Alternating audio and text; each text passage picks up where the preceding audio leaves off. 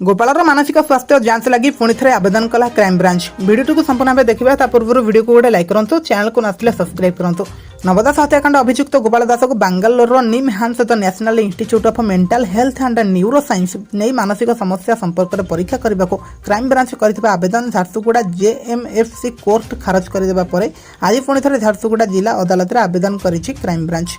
यहां नहीं अनेक प्रश्न मुंड टेकी। गोटे पटे गोपाल को मानसिक रोगी साब्यस्त करने क्राइम ब्रांच तरबर होउछि कि बोली प्रश्न करुथिबा बेले अन्यपटे जदि गोपाल मानसिक रोगी तेबे तार समस्ती को ग्रहण करी नार्को पॉलीग्राफ टेस्ट किपरि करागला बोली प्रश्न उठुछि। राज्यर वरिष्ठ आईनजीवी माने एभली प्रश्न करने सहित हत्याकांडर 23 दिन पर गोपालर मानसिक स्थितिर परीक्षा ପାଇଁ अनुमति मागिबाकू क्राइम ब्रांच उपरू अदालत को जीवा योजना करने घटना रहस्यजनक बोली मत देइछन्ति।